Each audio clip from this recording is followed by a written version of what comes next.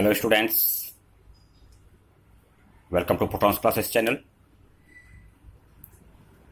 हम फिजिक्स के अंदर इस वक्त इलेक्ट्रोस्टैटिक्स कर रहे हैं और लास्ट वीडियो में हमने इलेक्ट्रिक डायपोल को स्टार्ट किया था। आज उसी को आगे बढ़ाते हैं। तो लास्ट वीडियो में हमने इलेक्ट्रिक फील्ड समझा था on the axis and equator of an electric dipole. आज हमें समझना है कि एक जनरल पॉइंट पर इलेक्ट्रिक फील्ड कितनी होती है किसी इलेक्ट्रिक डायपोल की वजह से। तो यहाँ पर electric field at any point due to an electric dipole, ये एक इलेक्ट्रिक डायपोल है, minus q charge plus q charge, 2a का सेपरेशन। और यहाँ पर इसके सेंटर से, डायपोल के सेंटर से r डिस्टेंस पर एक पॉइंट है P, और P पॉइंट जिस डायरेक्शन में है वो लाइन डायपोल की एक्सिस के साथ थीटा एंगल बना रही है। तो यहाँ पर डायपोल मोमेंट हो गया Q इंटू 2a। अब ये P पॉइंट, तो यहाँ पर इलेक्ट्रिक फील्ड होगा 1/4πε0 P/r³ multiplied by √1 + 3 cos square theta. Theta है angle between line joining the point P with centre of the dipole, और ये एक्सिस के बीच का एंगल थीटा। यहाँ पर r यानी distance of the point is extremely greater than a, यानी point जो है वो फार अवे है। तो ये P डायपोल मोमेंट हो गया, ये फॉर्मूला हमने जाना। अब इसकी जो इलेक्ट्रिक फील्ड की डायरेक्शन होगी, तो अगर मान लीजिए कि जो OP लाइन है इसके साथ इलेक्ट्रिक फील्ड की डायरेक्शन अल्फा एंगल बनाती है, तो यहाँ पर tan अल्फा इक्वल्स होता है हाफ tan थीटा। तो अल्फा यहाँ से निकाल सकते हैं, अल्फा इक्वल्स होगा tan inverse half tan theta.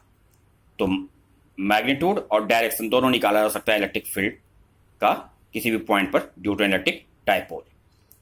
अब अगर हम एक्सिस का केस लें तो एक्सिस पे थीटा 0 होगा, ए बी लाइन के अलॉन्ग होगा पॉइंट, तो tan cos थीटा 1 हो गया।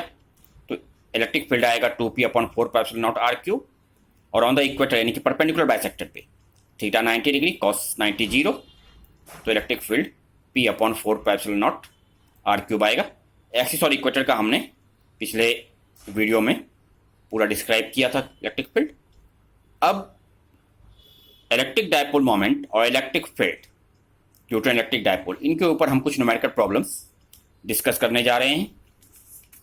तो यहां पर एक न्यूमेरिकल प्रॉब्लम देखिए। ये 3 चार्जेज हैं, -q और +2q, एक राइट एंगल्ड आइसोसेलेस ट्राइंगल के वर्टिसेस पे रखे हुए हैं। Right angled isosceles triangle has 3 charges, +2q, -q and -q placed at its vertices. The equal sides of the triangle has length a, इस तरह से। Find the electric dipole moment of the system.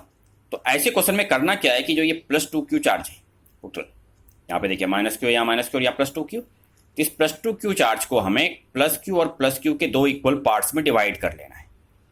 यानी ये 2 अलग अलग parts में हमने यहाँ पे किया +q और +q।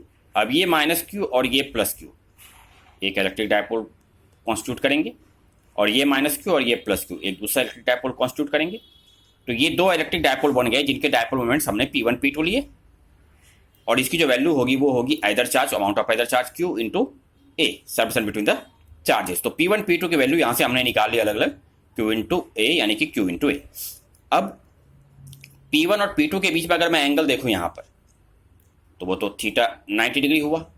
तो net electric dipole moment of the system, जो वेक्टर एडिशन का फॉर्मूला हम वहां से निकाल सकते हैं। नेट डायपोल मोमेंट होगा √P1² + P2² + 2P1 P2 cos theta, और cos 90 0 हो गया। तो यहां से पूरा सॉल्व करने के बाद नेट डायपोल मोमेंट आया √2qa।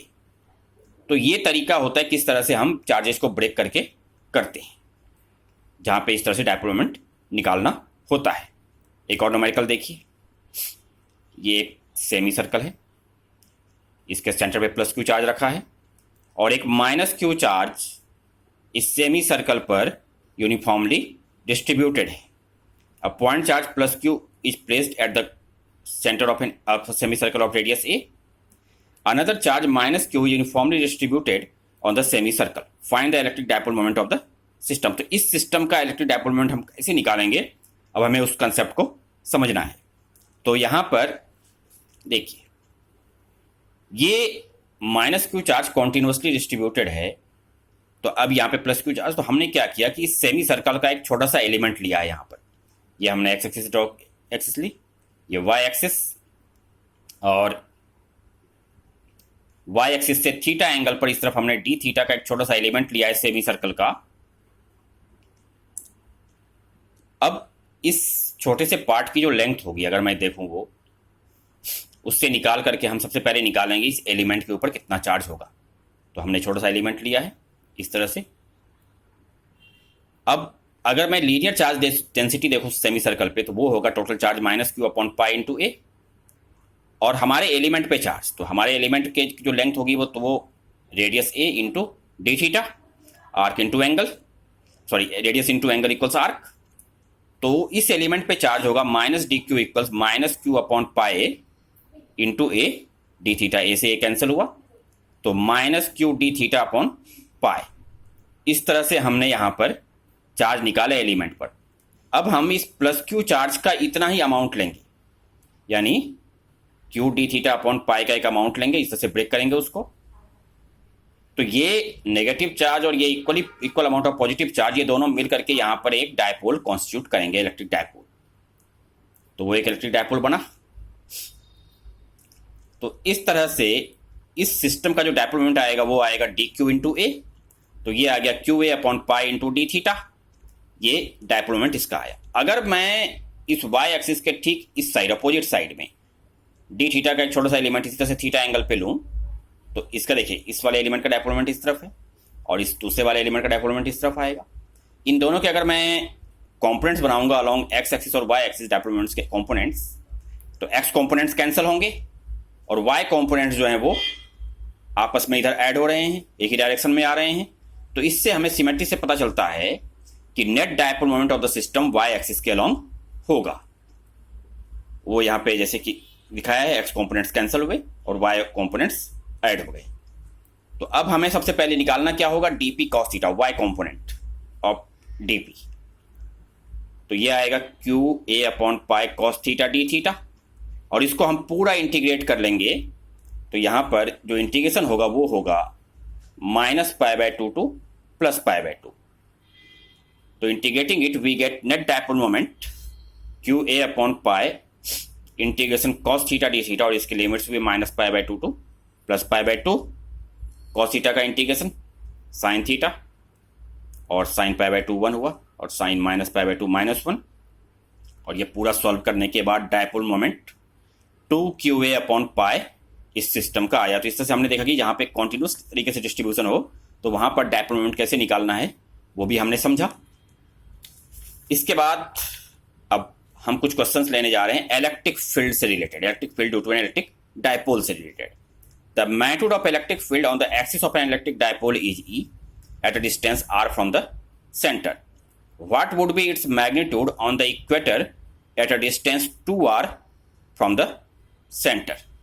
तो यहां पर एक्सिस पे अगर मैं देखूं तो r डिस्टेंस पर इलेक्ट्रिक फील्ड E दिया हुआ है, तो E इक्वल्स हो गया 2p upon 4 pi epsilon naught r cube, जैसा कि हमने फॉर्मूला पढ़ा है। और इक्वेटर पे अगर 2r डिस्टेंस पे E डैश के इलेक्ट्रिक फील्ड है तो E डैश इक्वल्स होगा p upon 4 pi epsilon naught 2r whole cube.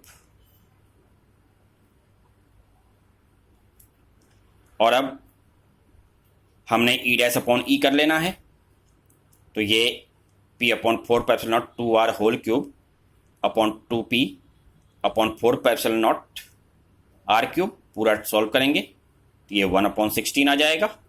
तो ई डैश इक्वल्स आएगा e अपॉन 16, यानी ये होगा electric field on the equator at distance 2r from the centre. एक अगला क्वेश्चन देखिए, an electric dipole consisting charges plus minus 2.0 microcoulomb has a separation of 1 millimetre between the charges. Find the magnitude of electric field at a distance 10 centimetre from the centre of the dipole in a direction making angle 60 degree with the dipole axis. तो dipole moment तो सबसे पहले q into 2a होगा, q दिया हुआ है 2 microcoulomb, और separation इनके बीच में है 1 मिलीमीटर, 1 मिलीमीटर पर -3 मीटर हुआ। तो सॉल्व किया तो 2 इंटू पर -9 कूलम मीटर, ये डायपोल मोमेंट आ गया। इसके बाद r ये 10 सेंटीमीटर है, और 2A जो आपका दिया हुआ है 1 मिलीमीटर। तो अगर हम देखें R/A ये काफ़ी ग्रेटर आएगा, तो हम यहाँ पर फार अवे पॉइंट का सीधा सीधा फॉर्मूला लगा देंगे और एंगल यहाँ पे दिया हुआ है डायपोल एक्सिस के साथ लाइन का 60 डिग्री, तो थीटा हमारा 60 डिग्री हो गया। तो इलेक्ट्रिक फील्ड आएगा 1/4πε0 P/r³ √1 + 3 cos² थीटा, और पूरी वैल्यू रखी, P की वैल्यू रखी, R की वैल्यू रखी, और थीटा 60 डिग्री, थीटा cos 60 की वैल्यू हो गई 1/2। पूरा सॉल्व किया इस तरह से, ये आ गया √7/4 और 4 का रूट आ गया 2। तो पूरा सॉल्व करने के बाद इलेक्ट्रिक फील्ड आया इस पॉइंट पर 9√7 multiplied by 10³ newton per coulomb. ये इलेक्ट्रिक फील्ड इस पॉइंट पर आई। तो इस तरह से हमने देखा कि डायपोल मोमेंट और इलेक्ट्रिक फील्ड से रिलेटेड कुछ क्वेश्चंस कैसे किए जाते हैं। नेक्स्ट वीडियो में हम समझेंगे electric potential due to electric dipole. उसके बाद अगर कोई इलेक्ट्रिक डायपोल एक्सटर्नल फील्ड में रखा है तो उस पर जो टॉर्क लगता है या उस सिस्टम की इलेक्ट्रिक पोटेंशियल एनर्जी कितनी होती है, उन कंसेप्ट को भी समझेंगे, और फिर उससे आगे जो न्यूमेरिकल प्रॉब्लम्स हैं वो भी आपके साथ डिस्कस होंगे। Okay students, thank you.